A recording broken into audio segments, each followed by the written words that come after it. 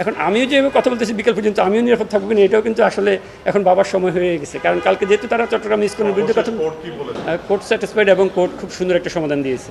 কোর্টের সমাধানটা আমি সর্বশেষ আপনারা যখন করবেন তখন আমি বলতেছি। এরপর আমি কোর্টকে বললাম যে মাইলর্ড দেখেন যে ইসকন নিষিদ্ধ এখন এটা একটা সময়ের দাবি, কারণ তারা তো গতকালকে যে আমাদের পরশুদিন আমাদের যে লান্ড ব্রাদারকে হত্যা করা হয়েছে তারা প্রথমে আদালত অবমাননা করে চিন্ময় দাসের গায়ে আটকে দিয়েছে। এরপর ইন্ডিয়ান পররাষ্ট্র মন্ত্রণালয় যখন বিবৃতি দিল যে চিন্ময় দাসকে মুক্তি দেওয়া হোক, তখন তারা অ্যাগ্রেসিভ হয়ে গিয়ে আমাদের এই আইনজীবীকে হত্যা করে। অর্থাৎ ইসকনরা এখন ইন্ডিয়ার যে প্রোপাগান্ডা আসে সবগুলো বাস্তবায়নে কাজ করতেছে। হিন্দুদের জন্য মন্দির আছে, তাদের গুরুকুল আছে, তারা শিক্ষা নেবে গুরুকুল থেকে এবং প্রার্থনা করবে মন্দিরে। এই ইসকন এই যে সংস্থাটা আছে এটা অলরেডি 10টা রাষ্ট্রে নিষিদ্ধ এবং বাংলাদেশেও তারা তাদের সন্ত্রাসী কার্যক্রম চালিয়ে যাচ্ছে এবং সেটা এখন অলরেডি আপনাদের সামনে প্রমাণিত। তারা কোর্টের কোনো আদেশ মানে না, তারা ইন্ডিয়ার যে প্রোপাগান্ডা ছিল সেগুলো বাস্তবায়ন করার। ইন্ডিয়া যে অযাচিতভাবে বাংলাদেশের পররাষ্ট্র মন্ত্রণালয়ের কাছে একটা বিবৃতি পাঠালো যে তারা উনার জামিন চায়, উনাদের ইন্ডিয়াতে 3জন মুসলমান মসজিদ রক্ষা গিয়ে হত্যা হলো, সে ব্যাপারে তাদের কোনো বিবৃতি নেই।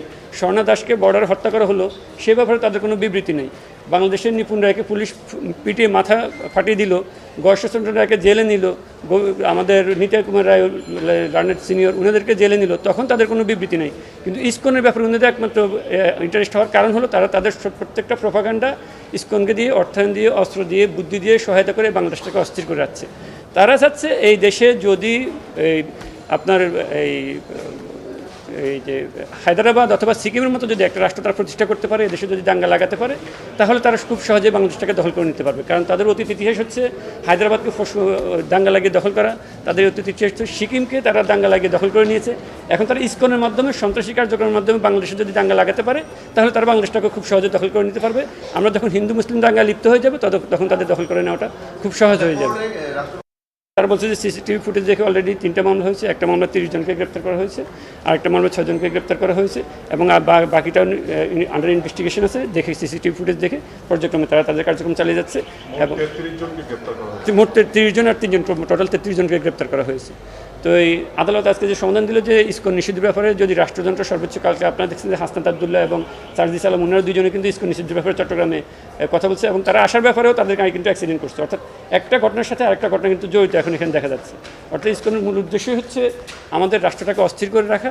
এখন আমিও যেভাবে কথা বলতেছি বিকেল পর্যন্ত আমিও নিরাপদ থাকবো কিনা এটাও কিন্তু আসলে এখন বাবার সময় হয়ে গেছে, কারণ কালকে যেহেতু তারা চট্টগ্রাম ইসকনের বিরুদ্ধে কথা, কোর্ট খুব সুন্দর সমাধান দিয়েছে এবং কোর্টের আদালতের আদেশে আমরা খুবই সন্তুষ্ট। কোর্ট বলছে যে যেহেতু রাষ্ট্রযন্ত্র এখানে সর্বোচ্চ চেষ্টা দিয়ে তাদের আইনশৃঙ্খলা পরিস্থিতি নিয়ন্ত্রণে রাখছে, এটা আসলে ধন্যবাদ পাওয়ার যোগ্য। এবং যেহেতু রাষ্ট্রযন্ত্র দেখতেছে, সংবিধানের কথা বলছে, সংবিধান রক্ষার জন্য যে আমাদের সকলের দায়িত্ব, যে আমাদের জনগণ থেকে, কোর্ট থেকে, আইনজীবী থেকে সকলের দায়িত্ব, সেই সাংবিধানিক দায়িত্ব রাষ্ট্রযন্ত্র খুব ভালোভাবে দায়িত্ব পালন করতেছে। কোর্টের সাথে স্যাটিসফাইড। আমাদের ডেপুটি জেনারেল যিনারা আছেন ওনারাও আইনশৃঙ্খলা পরিস্থিতি নিয়ে স্যাটিসফাইড। আমিও কোর্টের আদেশ যেটা আজকে পেয়েছি যে রাষ্ট্রযন্ত্রের উপর আদেশটা ছিল যে ইসকন নিষিদ্ধ এবং আইনশৃঙ্খলা পরিস্থিতি নিয়ন্ত্রণ করার ব্যাপার, এটা উনি যেহেতু নিয়ন্ত্রণে আছে এটা উনি রাষ্ট্রযন্ত্রের উপরে ছেড়ে দিয়েছে। বৌদ্ধ, খ্রিস্টান এবং যতটুকু ধর্মের অনুসারী আছে আমরা প্রত্যেকটা অনুসারীরা খুব মিলেমিশে খুব সুন্দরভাবে বসবাস করতেছি।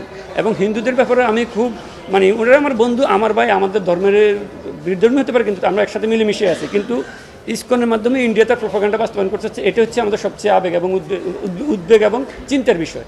কারণ ইসকন ছাড়াও তো তাদের গুরুকুল আছে, তারা সেখানে শিক্ষা নেবে, মন্দির আছে তারা সেখানে প্রার্থনা দেবে। ইসকনের এখানে তাদের কোর্ট অবমাননা থেকে শুরু করে আইনজীবী হত্যার মাধ্যমে তারা অলরেডি আমরা গত 5-7 বছর থেকে তাদের নিয়ে খুব সন্দেহ প্রকাশ করছিলাম যে তারা একটা কিছু করতে পারে। এখন তারা রাষ্ট্রযন্ত্রকে অস্থির করার জন্য তারা তাদের এজেন্ডাগুলো অলরেডি বাস্তবায়ন করে যাচ্ছে।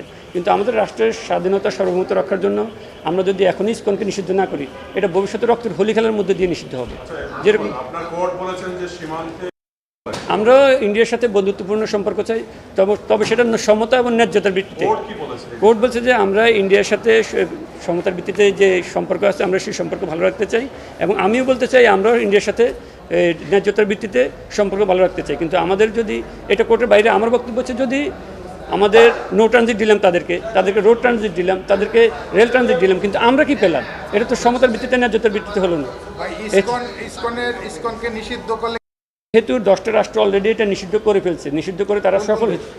নিষিদ্ধ করছে হচ্ছে আপনার হচ্ছে অলরেডি চীন এটা নিষিদ্ধ আছে, সিঙ্গাপুরে নিষিদ্ধ আছে, মালয়েশিয়াতে নিষিদ্ধ আছে, ইন্দোনেশিয়া নিষিদ্ধ আছে, সৌদি আরবে নিষিদ্ধ আছে, Afghanistan, Iran, Tajikistan, Uzbekistan, Kazakhstan এবং তুর্কমেনিস্তানে নিষিদ্ধ আছে এবং সোভিয়েত রাশিয়াতে এটা সরাসরি আপনি এখনও যদি ইন্টারনেট গুগল সকলে ঢুকেন পত্রিকা পড়েন সেখানেও পাবেন।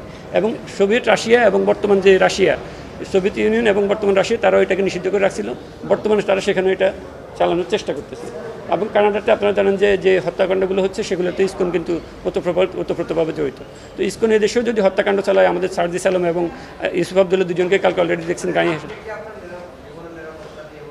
এখন সার্জিস আলম যেহেতু কালকে গাড়িতে অ্যাক্সিডেন্ট করছে, এখন আমি নিজেও তো এটার মধ্যে পড়ে যাচ্ছি যে কখন আমার উপরে হামলা আসে।